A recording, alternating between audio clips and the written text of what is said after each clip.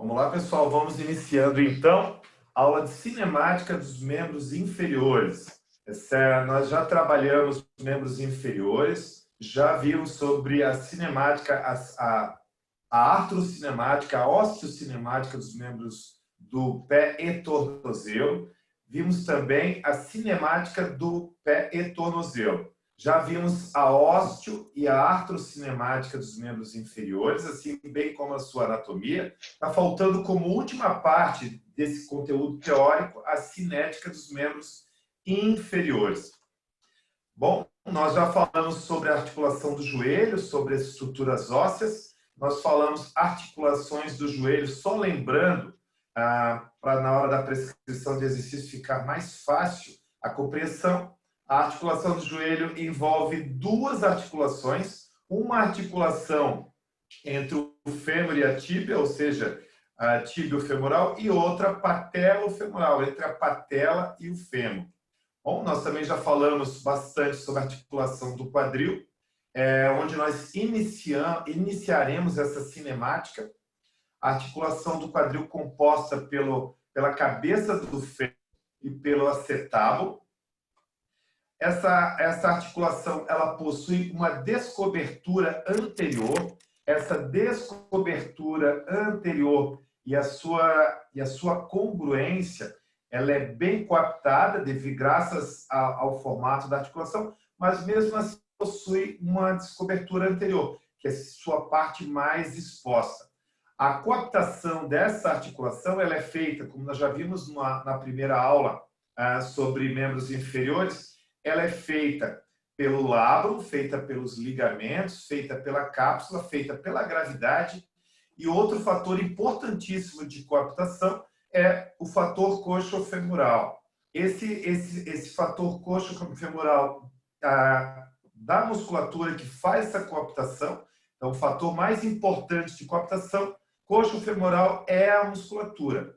Essa musculatura é muito importante, nós conhecemos a musculatura que faz essa coaptação, pois não conseguimos mexer no lábaro, não conseguimos mexer nos ligamentos, e então nós precisamos atuar e muito bem sobre a musculatura que faz a coaptação.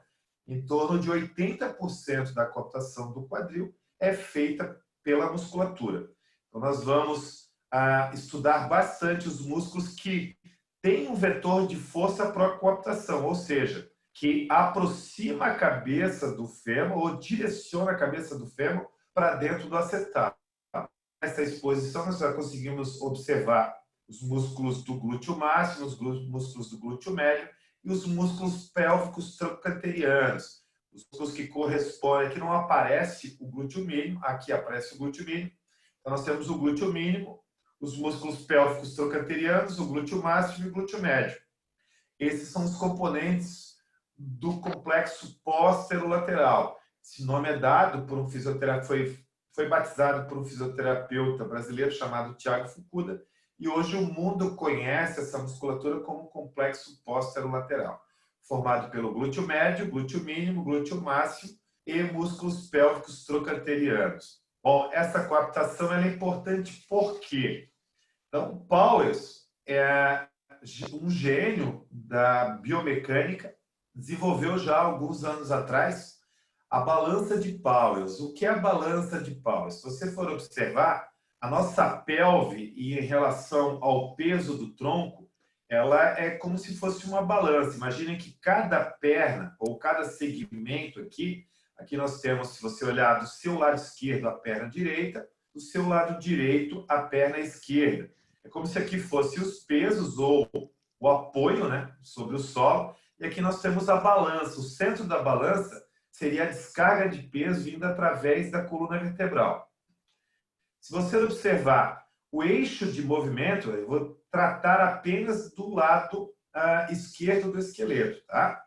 Então, se você for observar, esse é o eixo de movimento, né, da articulação do quadril. Agora, imagine se essa pessoa estiver com o pé direito, ou seja, esse lado aqui do teu lado esquerdo, se ele estiver com o pé direito fora do solo.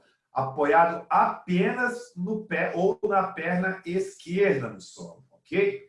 Então, olha só, então nós temos aqui o movimento da articulação, o centro da articulação do quadril. Óbvio que se não houver força nenhuma, esse lado todo do quadril vai desabar, ok? Vamos discutir um pouquinho mais sobre isso. Se você for observar, é exatamente essa figura aqui, ó. Imagine aqui o pé esquerdo sobre um step e esse lado direito suspenso. Então, nós temos aqui uma balança de Powells, né? Aqui é o centro da articulação. Esse ponto aqui entre o centro da articulação e o eixo da coluna vertebral, ele vai formar um braço de momento, ok? Então, imagina, um cara como eu, por exemplo, que peso 100 quilos, quando está sobre uma perna só, esses 100 quilos, eles são direcionados para o membro que está apoiado no solo. Se eu estivesse com os dois pés no solo, eu teria 50 quilos para cada lado. Mas como é que eu tenho somente uma perna, estou direcionando todo o meu peso para essa articulação do quadril. Então, pensa aqui, 100 quilos. E eu tenho um braço de momento aqui, ok? Pensa que, imagine que essa carga do tronco, somado a esse braço de momento, ela é multiplicada, ok? Então, se você observar, eu botei os meus 100 quilos aqui, descarreguei sobre o centro, existe um braço de momento aqui, em relação ao eixo do quadril, em relação à única força que pode segurar contrária à balança para que esse lado direito não desabe, é a força muscular. Essa força muscular aqui, comandada pelo glúteo médio e somando aí os músculos do complexo póstero-lateral, eu preciso somar esse vetor de força a esse braço de momento entre o eixo do quadril e a musculatura. Então, Powers descobriu que essa força muscular em relação e a distância que ela possui entre o seu braço de momento, ou seja, para o eixo da articulação e as estruturas musculares, ela é 3 vezes menor do que o braço de momento da descarga de peso do corpo. Ou seja, está caindo aqui 100 quilos. Se esse braço de momento, fazer uma regra simples, ele tiver 3 vezes mais, vamos botar aí 3 centímetros, tá? Vamos botar 30 centímetros, vamos lá. 30 centímetros. Então, eu tenho aqui multiplicando esse peso aqui por 3. Então, a força que essa musculatura precisa se encarregar para fazer, porque ela é 3, o braço no momento é 3 vezes menor, ela precisa fazer 3 vezes mais força para conseguir empatar com toda a descarga de peso que está sendo colocada aqui. Por isso que isso é uma balança. Aqui o eixo da balança, aqui a descarga de peso e aqui a força que é feita. Ok? Ok? Alguma dúvida? Tudo bem?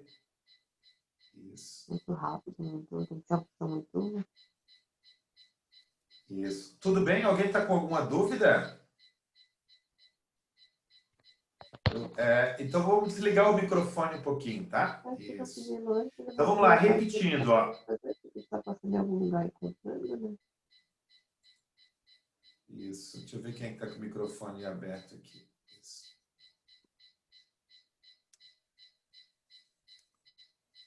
Vamos lá, pessoal, então. Segurou. Isso. Então, repetindo, ó. Eu tenho o apoio do pé sobre o step. Esse apoio do pé sobre o step ele descarrega o peso todo sobre essa perna, essa outra perna está livre, existe um braço de momento aqui que vai somar até o eixo da articulação com toda essa carga, com toda essa descarga de peso, e ele é 3 vezes maior do que a distância do eixo até a musculatura. Isso me diz que eu preciso ter uma força muscular 3 vezes maior para conseguir aguentar essa força de 100 quilos. Ou seja, os músculos do meu complexo póstero-lateral precisam fazer uma força de 300 quilos. Então, isso demonstra a força, o quanto é importante essa musculatura ter a força adequada para evitar os problemas que vão gerar atrito ou vão levar lesões no quadril, ok? Bom, então, se a gente for observar aquilo que eu já mencionei para vocês, aqui vai ficar um pouquinho mais claro. Aqui nós temos a articulação do quadril, aqui nós temos a mesma balança de Powers, o centro da articulação do quadril, e aqui a distância dessa musculatura póstero-lateral aqui, ok?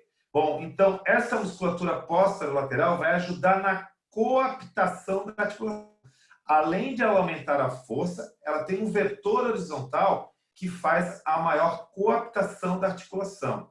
Então, essa musculatura é o que nós chamamos de complexo póstero-lateral, que é a musculatura que vai ajustar a coaptação da articulação e vai sustentar a pelve quando eu estiver sobre uma perna só. Aí você deve estar se perguntando assim, mas por que ele está batendo tanto sobre uma perna só? Por um motivo muito simples. 80% do ciclo da marcha é sobre uma perna.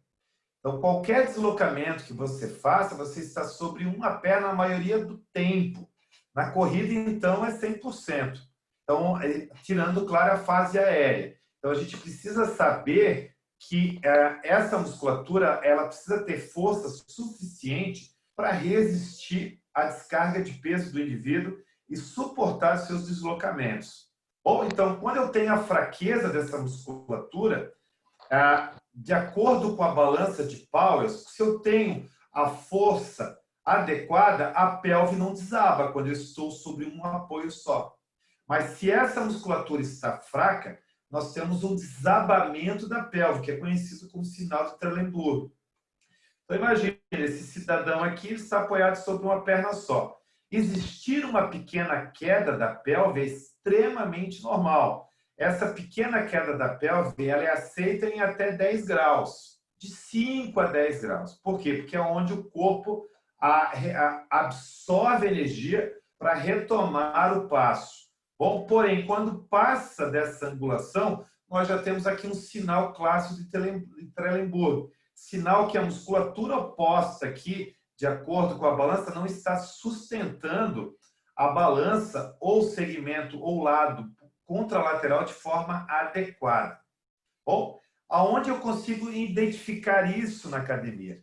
Bom, um dos fatores preditores de joelho valgo é essa fraqueza do complexo póstero-lateral. Então, a gente precisa entender que quando aparece um joelho valgo excessivo, muito acima do normal, eu preciso ficar atento e tentar melhorar esse alinhamento. Ou então, aqui eu consigo perceber uma queda da pelve e aí uma adução e rotação interna excessiva do quadril. Eu preciso corrigir esse movimento. Através da correção do movimento, eu já estou fortalecendo a musculatura. Mas a gente não vai... Isso a gente consegue, sim, mas consegue fortalecer de forma global, como estou apresentando aqui, mas nós também conseguimos fortalecer de forma isolada. Isso será apresentado principalmente no curso presencial. Então, quais são esses estabilizadores do quadril, né? Como eles funcionam? Como eu consigo segurar essa balança de Powers, né? Então, na verdade, no quadril, as inversões musculares, elas parecem, mas não são. Se você for olhar essa figura aqui, algumas pessoas vão identificar aqui, ou vão reconhecer um senhor e uma moça aqui com o bebê no colo. Outras pessoas vão enxergar um velhinho aqui, de barba e meio calvo. Então, aí você consegue... Agora que eu falei para você, você consegue ver as duas imagens, mas de primeira, você enxergou uma só.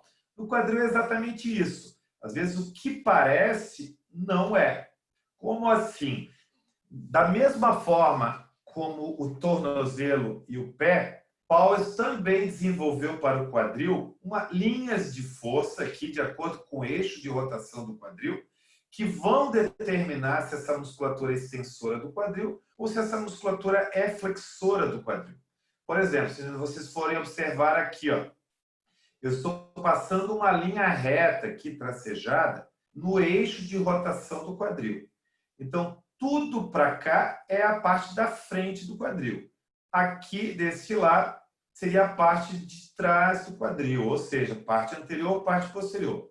Tudo que segue anterior a esse eixo são músculos flexores do quadril. Tudo que segue posterior a esse eixo são extensores do quadril. E aí você tira todas as suas dúvidas. Por exemplo, você quer saber se o glúteo máximo, você quer saber se o ilho-psoas, por exemplo, né? Ilho-psoas é um flexor de quadril. Olha os músculos adutores aqui, ó. Adutor curto, adutor longo, pectíneo, todos os músculos flexores do quadril. Olha o adutor magno aqui embaixo, como ele é um extensor do quadril. Só nessa imagem aqui você já consegue determinar que os adutores, uma parte dos adutores são flexores e outra parte são extensores. Aqui o glúteo máximo, aqui o glúteo médio, aqui o glúteo médio, fibras anteriores. Desculpa, glúteo mínimo, fibra anterior.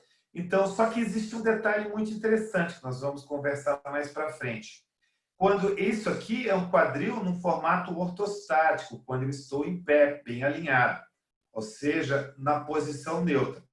Porém, quando eu faço a flexão do quadril, essas estruturas podem mudar de figura, e nós vamos ver isso mais à frente. Bom, já os músculos rotadores laterais e mediais seguem também no mesmo raciocínio. Paulo mostrou para a gente vou botar essa linha tracejada aqui de acordo com o centro de rotação do quadril. Tudo que está acima dessa linha são rotadores mediais, todos que estão abaixo são rotadores laterais. Então, nós conseguimos observar aqui que o glúteo mínimo é um rotador medial, que os músculos adutores são rotadores mediais, que o glúteo máximo é um rotador lateral, piriforme, enfim. Mas presta bastante atenção, à medida que eu mudo isso numa posição ortostática, à medida que eu faço uma flexão do quadril, alguns desses músculos vão inverter suas funções. Por isso que eles, às vezes, tu acha que está fazendo um movimento e não está, porque a função, de acordo com a angulação, ela pode modificar. Então, se você pega... Depois nós vamos falar mais sobre isso, tá? Não vou me estender agora. Então, o principal músculo para sustentar essa balança de Powers, que está clara aqui, lembrando mais uma vez, essa descarga de peso sustentada pelo quadril para que essa pelve não desabe, para que ela consiga se manter alinhada, ela precisa ter essa musculatura forte. E um dos principais músculos abdutores aqui é o glúteo médio. Só para vocês terem uma ideia de todos os músculos que fazem a abdução, o tensor da face lata, presta atenção nesse músculo, ele corresponde a 10% da abdução. O piriforme, que faz parte dos músculos pélvicos trochanterianos, também corresponde a 10%. O glúteo mínimo, que está abaixo do glúteo máximo aqui, corresponde a 20%. Já o glúteo médio, ele responde por 60% da abdução. Então, é um músculo extremamente importante para se manter essa balança de Powell ajustada e sim evitar o joelho valgo ou a queda da pelve. Vamos lá?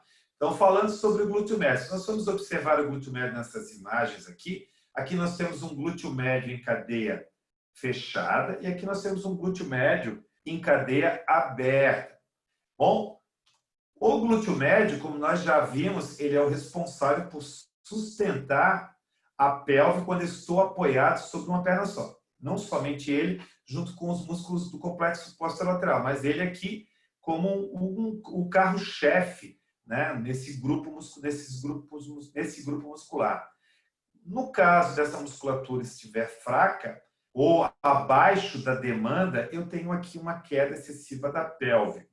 Isso não necessariamente, às vezes eu posso ter até estar segurando uma carga, então para a demanda da marcha, eu posso ter até força, mas às vezes, por exemplo, fazendo um agachamento unilateral, eu posso não ter a mesma força.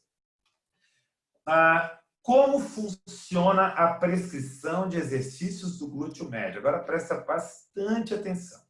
Lembra que eu falei para vocês, lá no início, eu posso trabalhar de forma integrada. Sim. E a forma integrada, muitas vezes, ela recruta músculos que já estão adaptados para aquele movimento, e não os músculos específicos, às vezes, que eu gostaria de treinar e que naquele instante são fracos.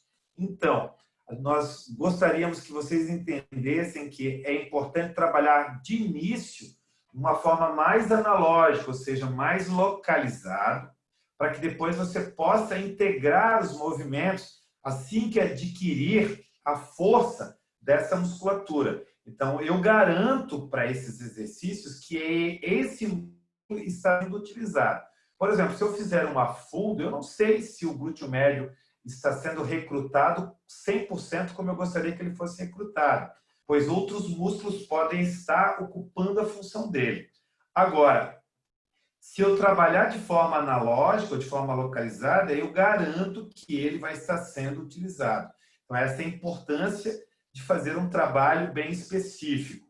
Bom, então, como funciona o glúteo médio? Nós estamos observando aqui que o glúteo médio cobre toda essa fossa lateral do ilíaco.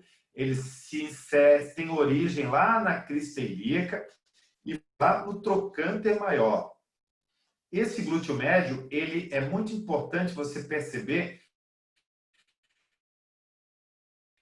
que ele, em cima desse eixo ou dessa inserção, parte anterior do ilíaco, nós temos as fibras anteriores, as fibras médias e as fibras posteriores. Tudo isso na mesma musculatura.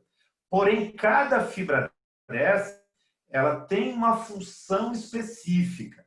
Dependendo do tipo de fibra que você está estimulando, ele pode estar indo ao contrário do teu objetivo de trabalho. Eu vou explicar isso mais para frente, tá? Então, olha só.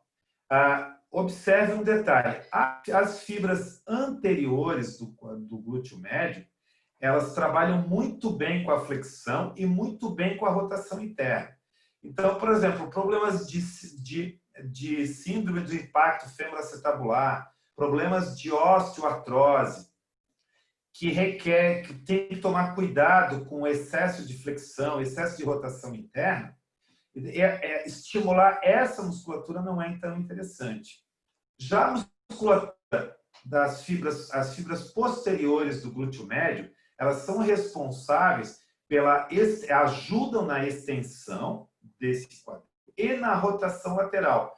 E esse posicionamento de extensão e rotação lateral, ele é de suma importância para o nosso trabalho de sustentação e manutenção da pelve no seu alinhamento e controle do fêmur. Já as fibras médias, como todas as outras fibras, elas também trabalham com abdução. Então, o cuidado aqui, quando você for trabalhar essa musculatura, é que se esse segmento, se a perna estiver muito adiantada, ou à frente do eixo do quadril, ou seja, numa leve flexão, você está trabalhando muito mais fibras anteriores do glúteo médio do que as fibras posteriores que eu desejo. Então, o segredo aqui, a gente vai explicar isso na prática, é trabalhar ou no eixo neutro ou um pouquinho em extensão para buscar mais as fibras posteriores e mais as rotadores laterais. Ok? O glúteo mínimo, ele é um flexor, né, clássico. Ele também é um abdutor, então a sua importância para as estruturas é o trabalho de abdução, mas se essa perna estiver com uma leve flexão, como ele já é um flexor e abdutor, ele vai puxar para a flexão e a rotação medial. Então tem que tomar muito cuidado, porque ele fica abaixo do glúteo médio, ele trabalha junto com o glúteo médio. A gente precisa ter um controle sobre essa musculatura, evitar e acionar no máximo aqui o seu lado mais abdutor.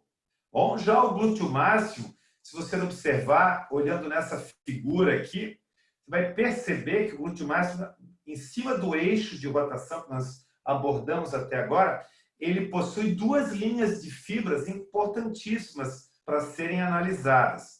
Essas linhas que ficam abaixo do eixo e as linhas que ficam de fibras que ficam acima do eixo de articulação do quadril.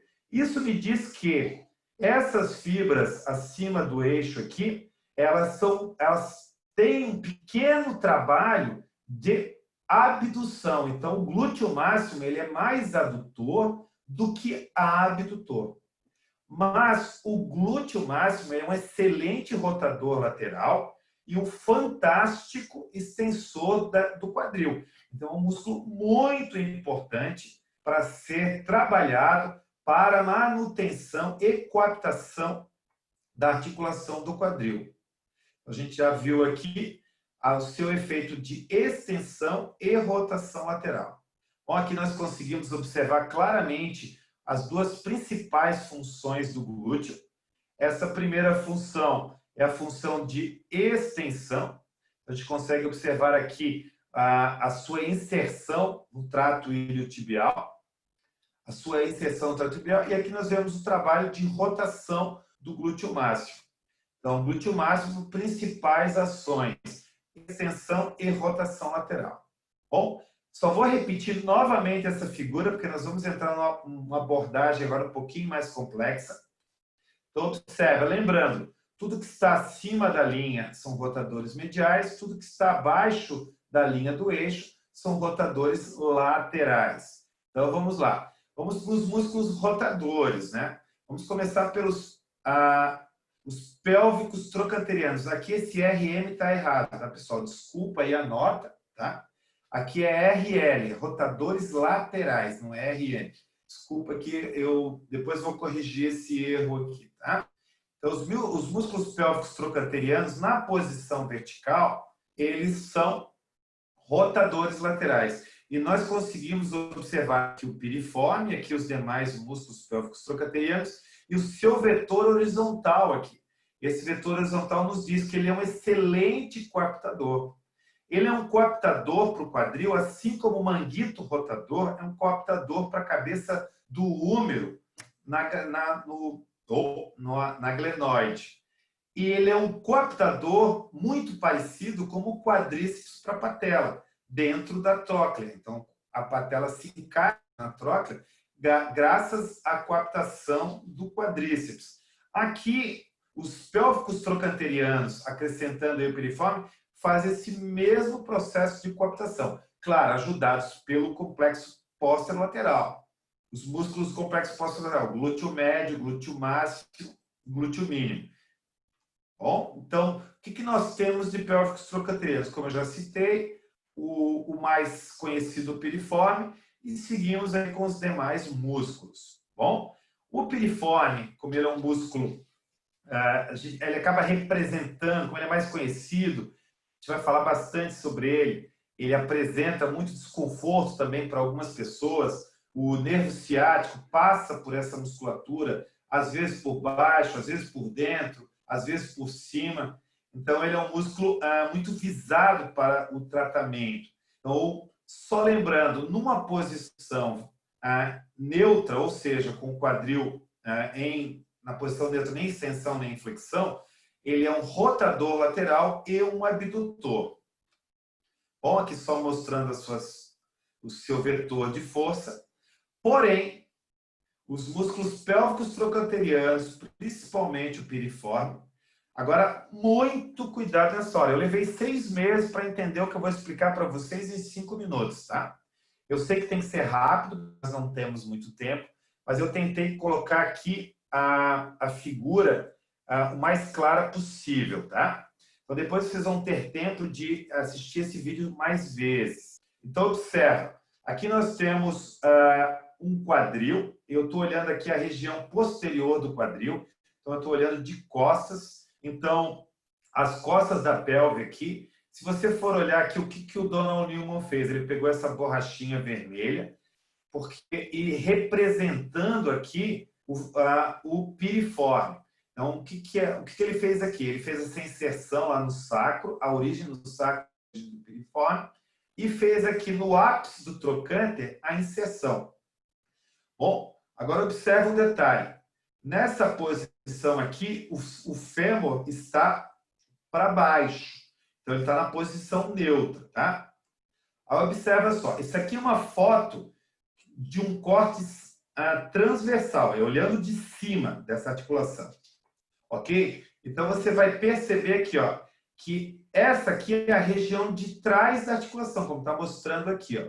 Todas as vezes que esse elástico aqui se contrair, ele vai puxar o trocânter para trás. Como está preso esse eixo aqui, ó, esse fêmur vai rodar lateral. Então, ele vai, como ele está para trás, ele vai ser puxado e a frente do fêmur vai rodar lateral, porque a parte posterior do fêmur está rodando medial. Então, a parte da frente está rodando lateral. Agora, observa outro detalhe importante aqui. Isso em extensão. Quando eu faço uma leve flexão, observa bem a figura. Estou mudando de figura agora. É o mesmo esqueleto, ele botou a mesma borracha. Agora, observa que agora o fêmur lá atrás está em flexão, tá vendo? Quando está em flexão de 45 graus, em relação a esse eixo de movimento, o elástico agora que representa o piriforme, ele está à frente do eixo. Isso quer dizer que, quando estava em extensão, ele passava aqui por trás, ó, e ele fazia a rotação lateral. Quando ele fez a flexão, ele passou por cima, aqui, por cima desse eixo, e começou, a partir de 45 graus, a fazer rotação medial. Então, essa rotação medial, ela não é desejada para a maioria dos problemas do quadril. Então, às vezes eu penso assim, pô, estou trabalhando os músculos rotadores laterais. Amigo, se tu passou de 45 graus, tu já está puxando essa musculatura para a rotação medial. E vai estragar seu trabalho, vai fazer um movimento ao contrário do que você... Vai ter um resultado ao contrário do que você estava buscando.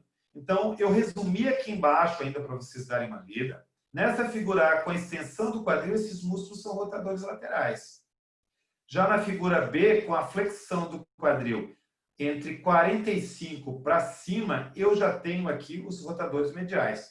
Então, você deve estar perguntando para mim assim, tá, Ed, então como é que eu trabalho os rotadores laterais do quadril, né? Principalmente dessa parte dos pélvicos trocanterianos. Você vai trabalhar essa rotação lateral abaixo de 45 graus. Entre 45 graus até o neutro, ou a extensão, ok?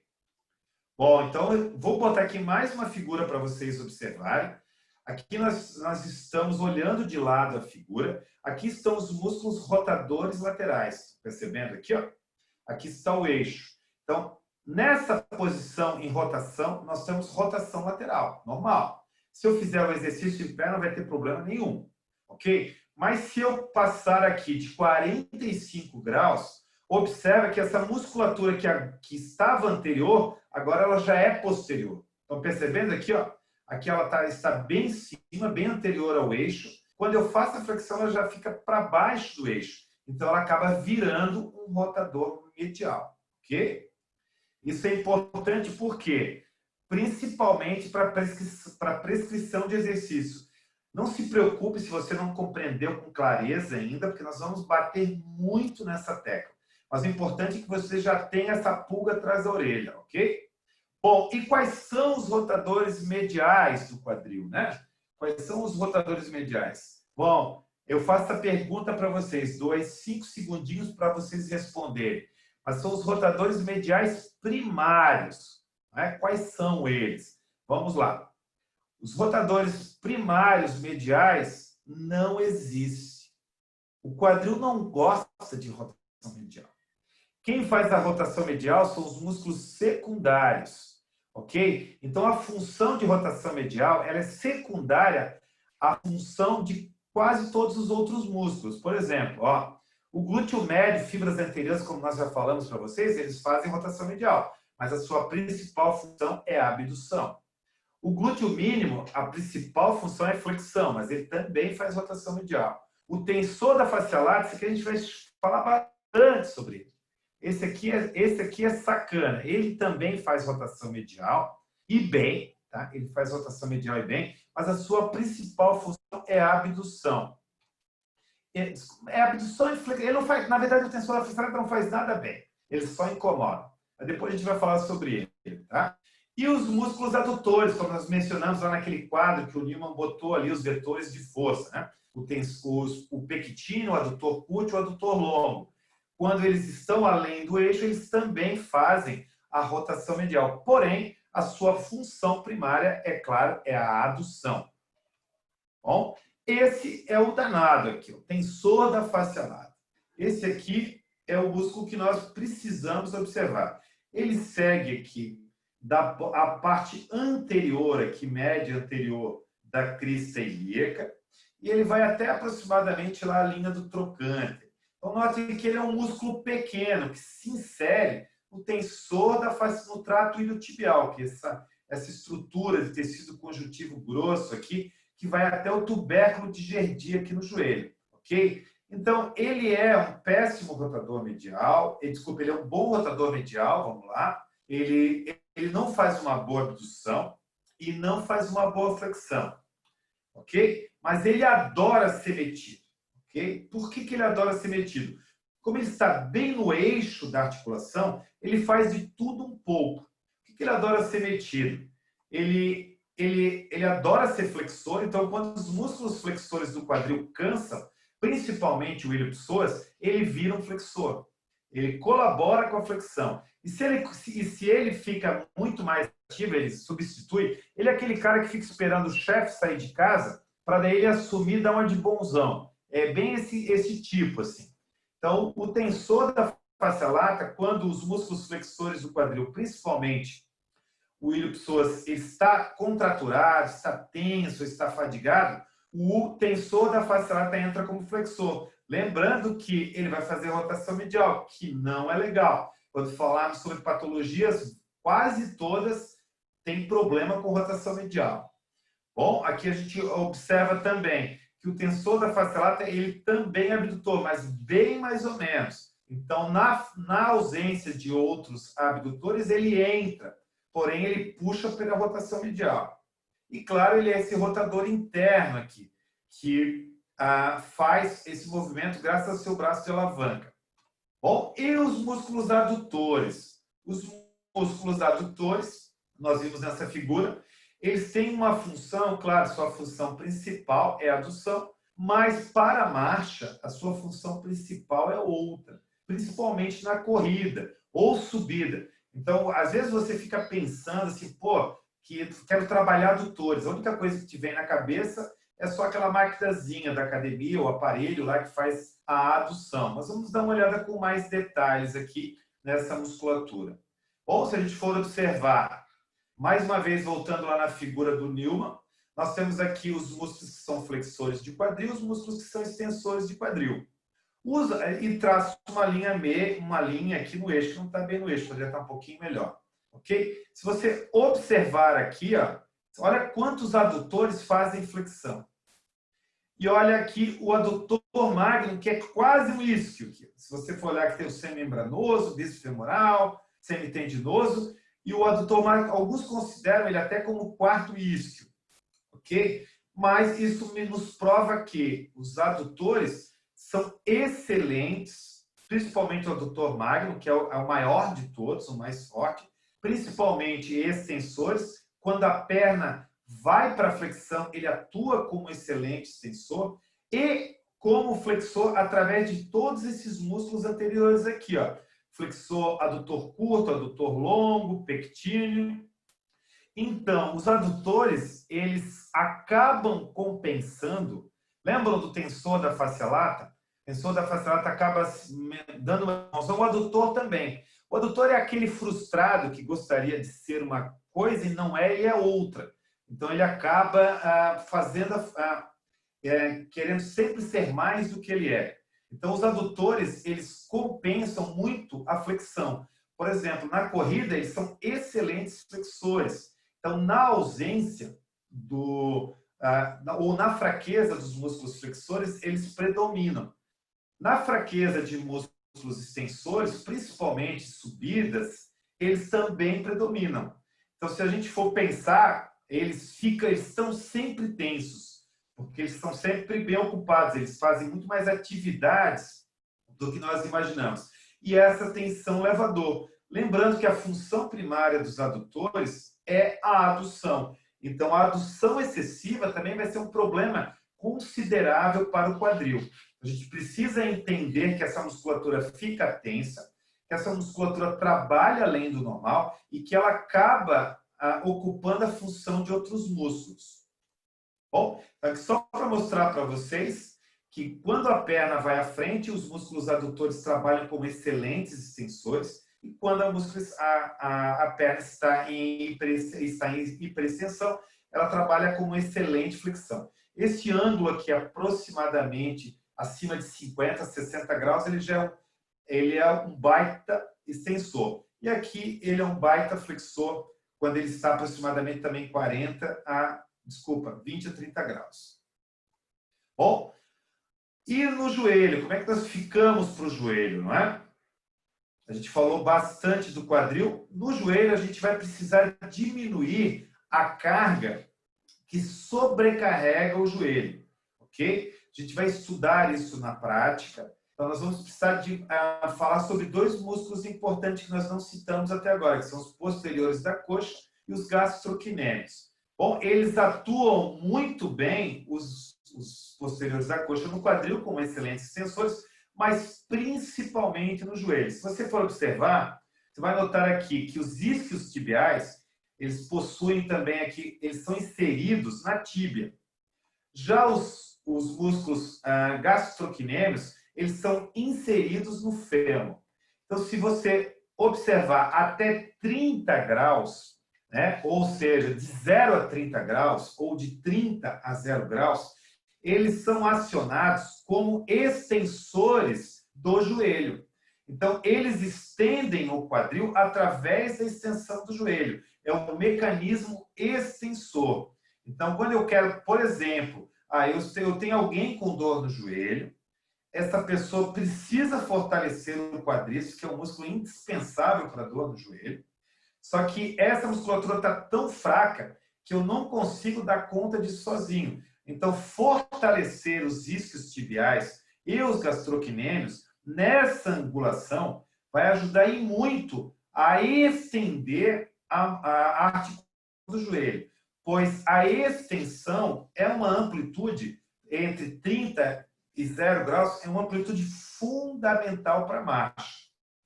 Então, nós observamos aqui que essa é só uma informação que eu estou repetindo para vocês. Até nos primeiros 30 graus, eles são excelentes extensores do joelho. Nós vamos observar aqui, nós temos os isquios tibiais, os gastrocnêmicos cruzando a articulação do joelho, e aí nós temos um braço de momento. Esse braço de momento vai gerar a extensão do joelho, ok? Bom, no quadríceps, no joelho, além dos isquios tibiais e do gastrocnêmico, que funcionam como excelentes extensores até aqueles 30 graus, pois quando eu passo de 30 graus, eles tomam a sua função normal, que aí é a função de flexão do joelho. Mas de 0 a 30, eles têm essa função de extensão. Mas no joelho, o músculo mais importante, sem dúvida nenhuma, é o quadríceps. É ele que vai fazer a coaptação da patela sobre a trófia. É ele que vai fazer essa extensão. Ele que vai coordenar, ele que é o carro-chefe. Se tem alguém que manda no quadríceps, que manda no joelho é o quadríceps. Se você esquecer tudo dessa aula, tudo, você só tem que lembrar que o quadríceps é a peça importante para o joelho. Aí você deve também estar se perguntando, mas tudo bem, como trabalhar o quadríceps sem doer o joelho? Isso é uma outra história, mas grava que a ideia é o quadríceps, ok?